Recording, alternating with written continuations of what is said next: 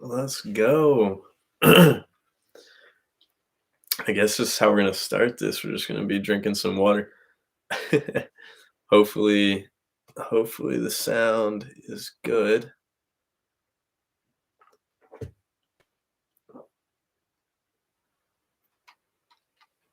Wait just a couple of minutes before we get started tearing open these boxes. Hopefully, we'll get a quick sound check in.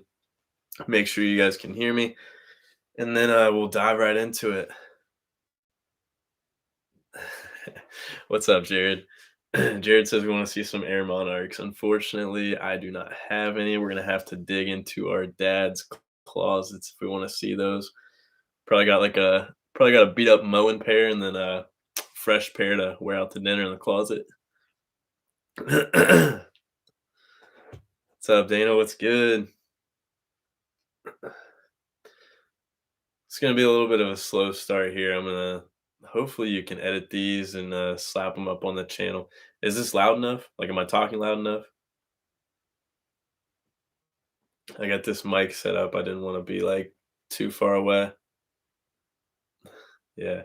2 chains on a light Friday night too. That's the problem. I wish I could be out doing stuff right now, but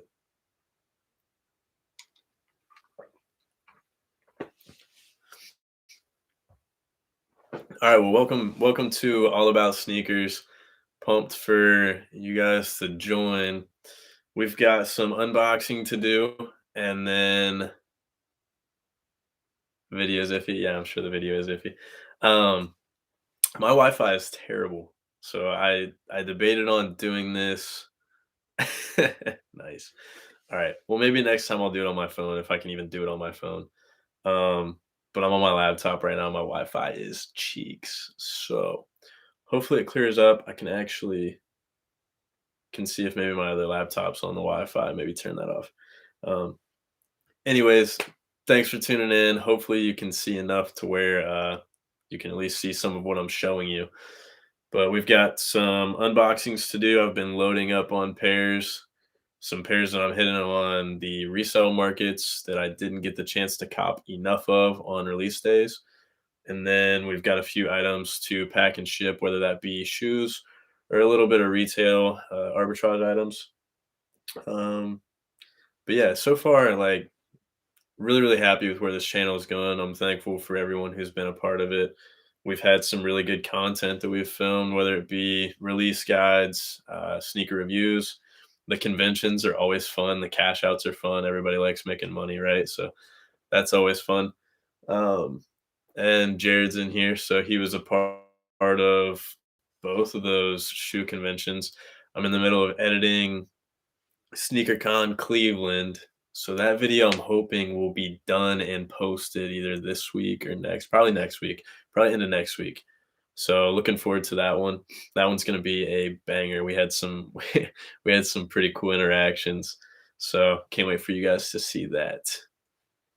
If you look behind me, I don't know if you guys can see it that well. I guess if it's filmed on a if this is being filmed on a toaster, you know, might not be able to see that well. But we got a couple pairs that I already did open. We got some Yeezys. These are the MX Rocks. Actually, got a couple of pairs that just touched down this week. We might have some more in these boxes that we're going to open today. So, MX Rocks, these are high key on my radar right now. So, Hayden, yes, if you have a hole, if you're getting a hole burnt in your pocket, this is one of the shoes that's on my radar. Most of these shoes that we opened today are going to be ones that I'm sniping on apps, on eBay, anywhere I can get my hands on them for a good deal. These MX Rocks, I'm trying to snipe as many bay sizes as I can right now, and I'm not paying any more than like $280. So 280 is pretty much my top mark on those. It's one of the first all black colorways we've had since the Cinders came out. We had the Cinders, which were predominantly black, and then we got the mono Cinders, which I bought hella pairs of those too.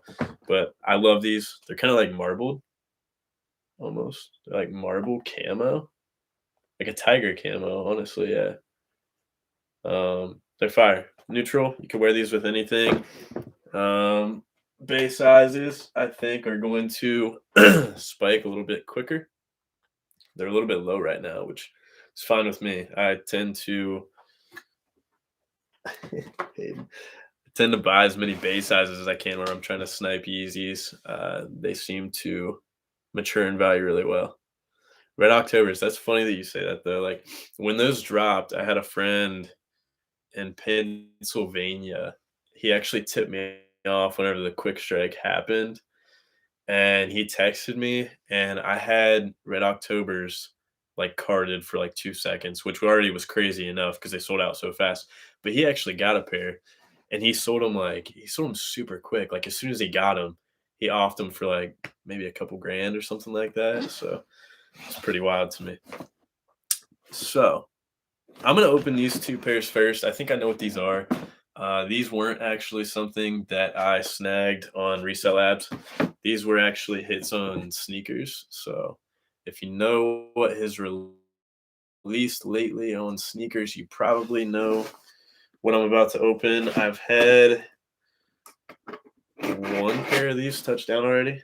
Obviously, did a review on them. So I'm thinking these are my other two pairs. I hit one on sneakers on release day, and then my mom came in clutch with the early access. She hit a men's size. Oh shoot! She hit a men's size and a grade school size. So this is my baby size. Yeah, these are my personals. 3 youth, straight to the toe, right?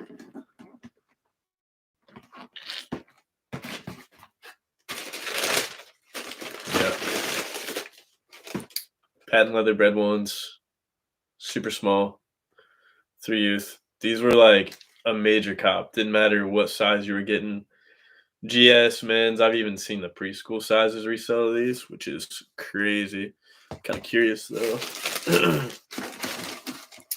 Yeah, it doesn't look like you get the hang tag with the small sizes. That's kind of disappointing, but dope. Throw these back in the box. Paid paid $80 retail for these. I've seen them going anywhere from like 150 to 200. I don't really know where these are sitting at right now, so honestly, I don't plan on getting rid of these too quick. Darn them baddies over there. If you can still see them. If it's fuzzy, you can't see them anyways. So we'll throw those to the side. We should have another size here. I think these are a little bit bigger. Should be a 7 youth. The 7 youth obviously is going to be worth a little bit more, but I had to pay a little bit more for them.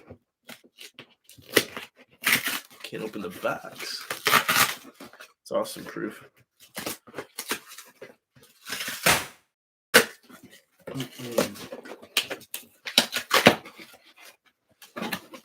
Yep.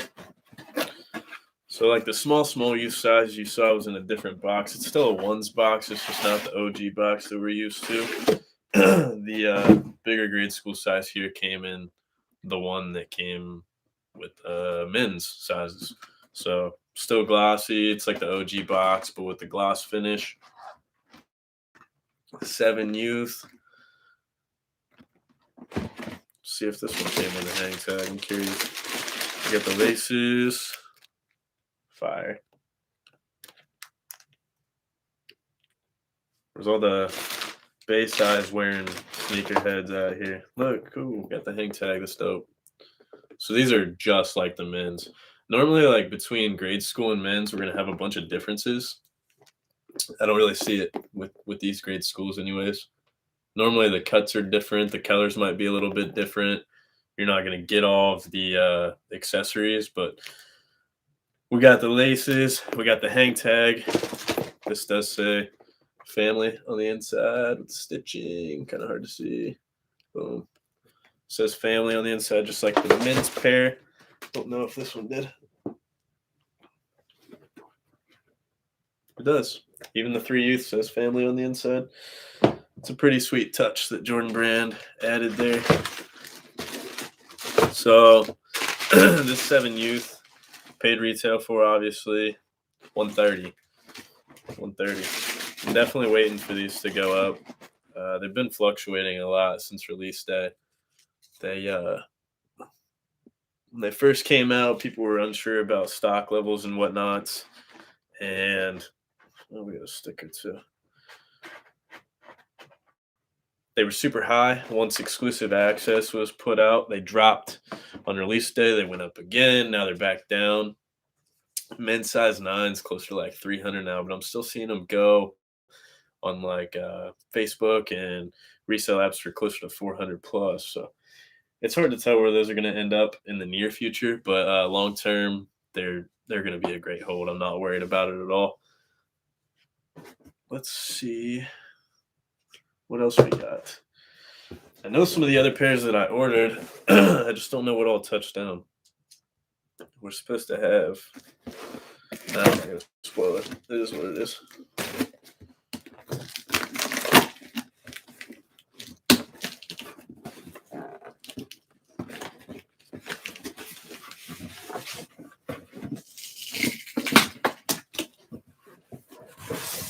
That's $40. These must be from eBay. Boom. Yeah, these are from eBay.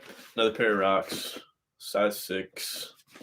Told you guys, I'm feasting on these. Any of the pairs that I can find, I'm really trying to get them like in the 250 to 260 range, like especially before shipping and fees and whatnot. But if I can get out the door for like 280 whenever it's all said and done, I'm gonna get them. So this is kind of cool. We know eBay authenticates shoes now. They actually had a booth set up at SneakerCon Cleveland. They were there all day grinding, authenticating shoes. So showed you these already. They're hard. I like them. This is one of my favorite Yeezys. It's released in a while. Don't really have a space for this.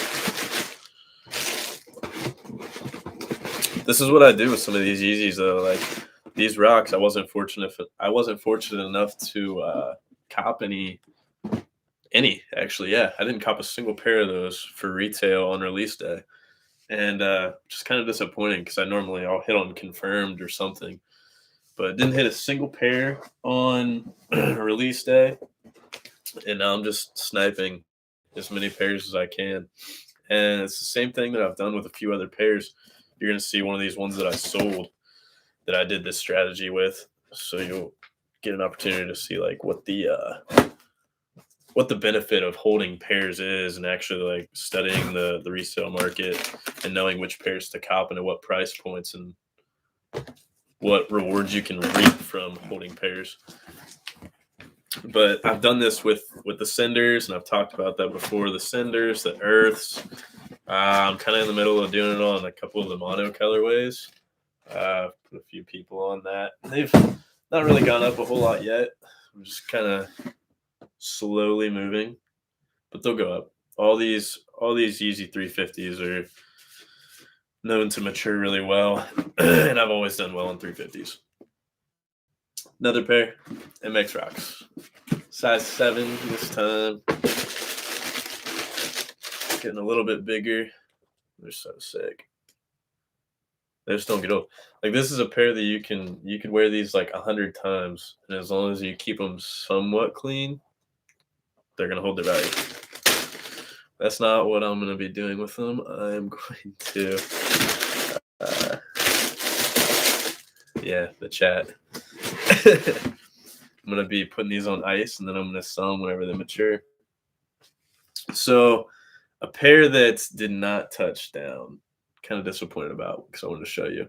I've done a review on them before too, and actually they're right here, so I can pull them out anyways. I've got another pair of these Crafts coming.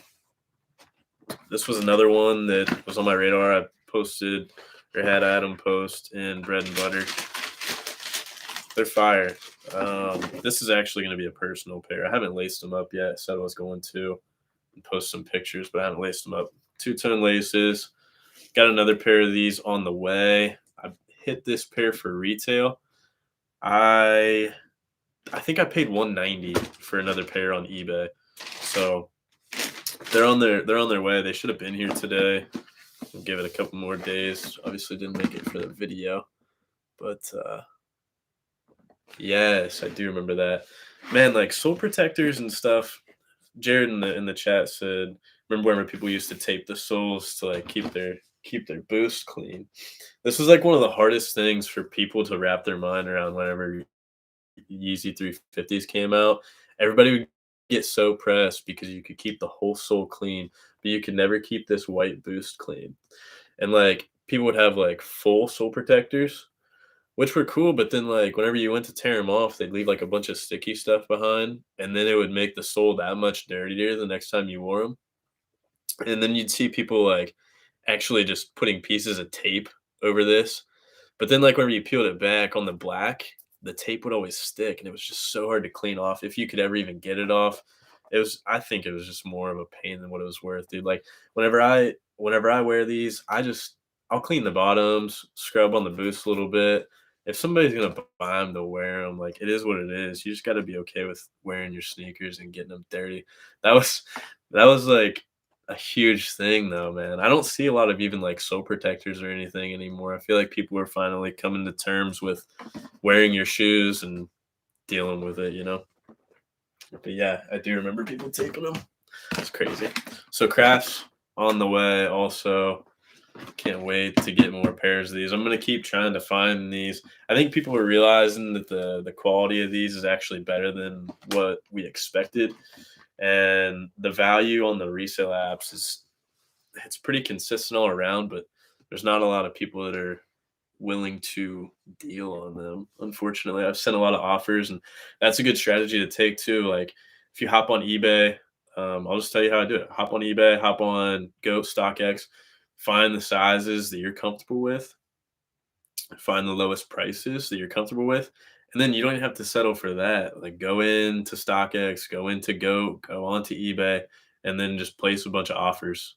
I'll place like 5 or 10 offers, and I might cop like 2 or 3 pairs out of those 5 or 10 offers that I place because people are either stuck on their price or they just don't want to deal with you, and that's fine. I mean, I'm not trying to overpay for shoes. I'm trying to maximize my profits. So if I don't get a few pairs that I put offers in on, I'm cool with it. But if I get that 1 or 2 people to bite at the price points that I want to pay, yeah, I'm gonna buy them, throw them in the back of the closet, throw them in the inventory, let them mature until I'm ready to sell them. So that's kind of been my strategy with reselling shoes here lately. It's like if I can't get what I need, I'll go to those apps, use my resources, and try and get as many pairs as I can for good prices. And I've got enough inventory now to where I'm selling in waves. So if I get pairs now and I feel like I might have paid too much for them, it's not a big deal because in 6 months, a year or so, that's whenever I'll actually be ready to sell those pairs and they'll be worth more then. So, all right. Crafts, Yeezys, patent leather bread ones. Pretty cool little mail call. We got a couple more pairs coming. I think we got some more rocks coming. We got some more crafts coming. So it's always like Christmas whenever you're into sneakers because you'll be you'll look outside and you'll see all these boxes that you have to open. So every day is like Christmas whenever you get to open shoes. So I want to show you guys some stuff that actually sold within these past couple days. I've already got the labels printed. I've already got each of these items weighed. I'm gonna start with the shoes since we're on the topic of shoes right now. So I have I don't like to sell on these resale apps that much for obvious reasons. The fees are kind of crazy. I don't like getting hit with extra fees. I know nobody likes getting hit with extra fees. So like on Goat and StockX, you're gonna get a good price for your shoes. They normally sell a little bit higher than what you'd be able to fetch for them at like a sneaker convention or in a sneaker shop if you took some to resell there. But you're gonna get hit with fees pretty hard. Normally around 9 to 10%, and then Goat has like a $5 seller fee, and then you're gonna pay to transfer that money to the bank also. So Eh, not the best thing. I've always liked to sell in person if I can, but we sold a couple pairs actually overnight on Goat. I'm at the point where if shoes aren't selling at these conventions and I've taken them to a few conventions, if they're matured really well and I can fetch a good price after fees, I'm gonna go ahead and list them and move them on Goat or StockX. I like selling on Goat a little bit better. It's just me. Um, I feel like I'm probably gonna start selling some on eBay though, even though now eBay is gonna have fees too, which kind of sucks, but it is what it is. We knew it was coming. So, first pair I want to show you that sold is a size 7.5 Yeezy 350. This is the Earth colorway. Earth colorway was kind of slept on whenever they dropped. Brown, a little bit of dark brown on the outsole. Kind of hard to tell unless you look at the heel. Looks darker on the stripe. They're okay, pretty neutral. Um, this was another one of those pairs that I didn't hit a lot of on release day. I think I might have hit like one or two of the Earths, but I sniped the resale apps really hard after this release. And I was in the same boat. I know I didn't pay over $300 for a single pair of the Earths that I copped. And that was my strategy going in, and I stuck to it. So somebody actually pulled the trigger on these on Goat for $599. So to me, that's cool. $599. The buyer's paying more too, so they're getting hit with fees also. So they probably paid like closer to 650 for these whenever it was all said and done. Plus, they have to wait for me to ship them to Go, then be authenticated, then come back to them. So 599 cleared $537 after fees. Since I paid less than $300, I'm looking at a profit of just over 250 bucks on this one pair. So that is why I have zero problem with buying shoes like this and holding them, waiting for them to mature, and then selling them. Taking these, like I said, to some sneaker conventions. I've sold a few pairs of Earths at the conventions. It's just pairs like these. No one's looking specifically for a size 7.5, and then coming to the table and saying, "Yo, let me give you $600 for them." It's you don't sell as many high ticketed items like that at sneaker shows. I did have a couple pretty high ticketed sales actually at this last one. I don't want to spoil that though. I'll save that for the video. Let's read this comment here. Oh, yes. So those belugas are going to go up.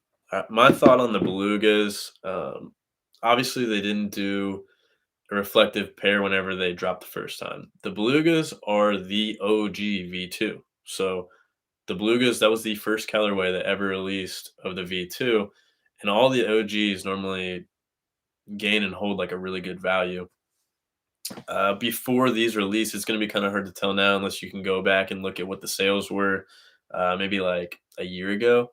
But all of those belugas were super, super high. Like, I don't even know what they're sitting at right now. You couldn't touch a pair of belugas dead stock for like less than 800 to $1,000. That's just where they were. And I don't think the OGs nor these reflectives are going to get up to like the $1,000 price point anytime soon. But I wouldn't be surprised if these reflectives, whenever people need to start wearing them. Once people start wearing them, obviously the value goes up, supply and demand of dead stock pairs and whatnot. Um, but I don't see why they wouldn't touch like 500 within the next maybe year and a half, 2 years. They do have a really good hold potential. All 350s have a really good hold potential. There's no such thing as a Yeezy 350 that flops. I don't care what anybody tells you. That's just never the case. Um, but I will also suggest wearing a pair of 350s at some point in time. They are the most comfortable pair of shoes ever. Like I've worn a lot of shoes, and like I have a lot of shoes that I like wearing, but 350s are just insane. And I've been seeing a lot of stuff on sneaker pages and communities that I'm a part of, like people with actual like medical like foot conditions saying that Yeezys have helped them, whether it's just like walking around or whether they work in them, but they're just that comfortable. So yeah, I would definitely suggest trying to wear a pair because it will put you on forever. You'll be a Yeezy fan for life. All right. Earths, like I said, 250 bucks profit, pretty good. It's been a long-term hold, but not pressed about it because I had other inventory that I was moving while these were gaining. We'll put those off to the side. Next pair that we sold. This is kind of a cool one. And you guys know my favorite retro is the Jordan 1. And these are big, bro. These ain't fitting me. I got a lot of pairs of these though. A lot of sizes. I'm about to just knock down all these shoes on me. That would have been hilarious, right? Just have like 60 pairs of shoes fall on my head during the live stream. So these are the Pine Green 2.0s. We had another Pine Green colorway before this. They had some white blocking in them. So these are the 2.0s. Pretty sweet. Tumbled leather more so than some of the other releases during the same year. These did not take off very well at first. They sat right around like the low twos whenever they first dropped. And I think I picked this pair up in a bulk deal. I paid closer to like 260 for these. But I got a lot of pairs. I probably have like 10 pairs of these right now actually. And I have multiples of this size. I actually have the other pair sold also.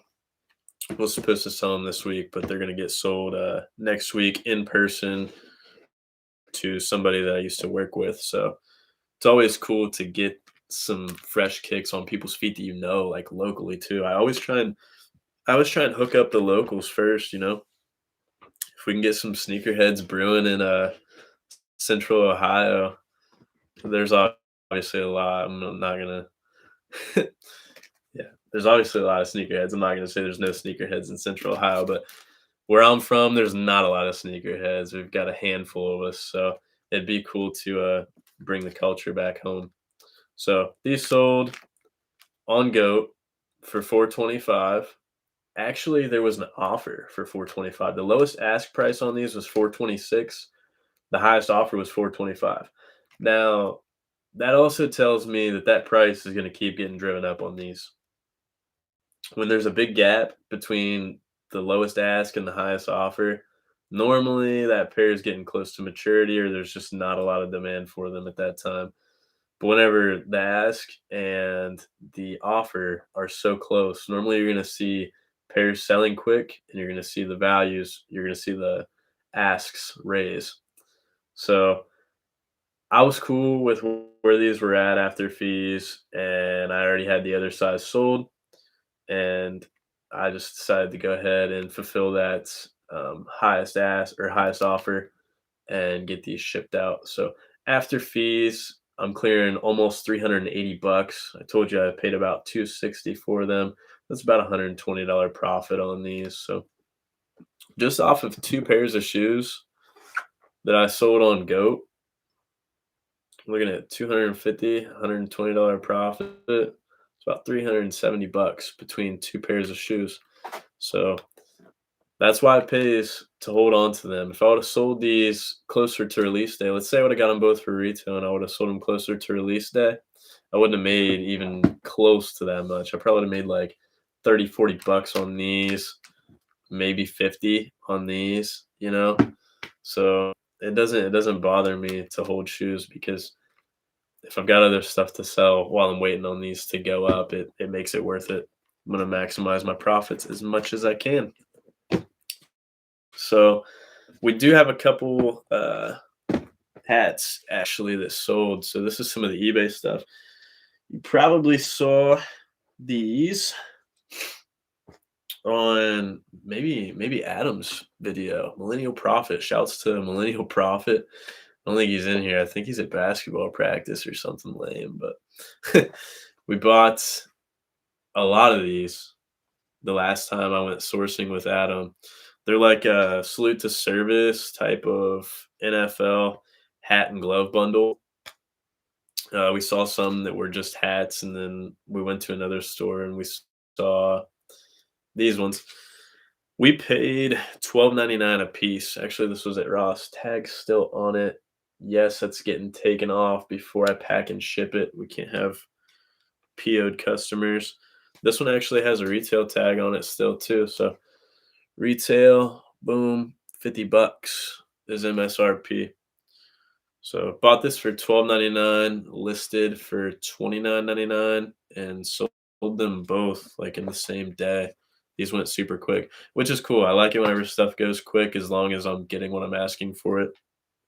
I think Adam sold all his too because you know me, I hopped on there to try and steal his listing and it was already gone. So uh, no, I wasn't gonna steal his listing. I was checking to see if checking to see the price point that we were going to stick around. So, but his were already gone, which is good. So they're moving quick. So if you see these at any of your local stores, make sure you pick them up. They're selling well.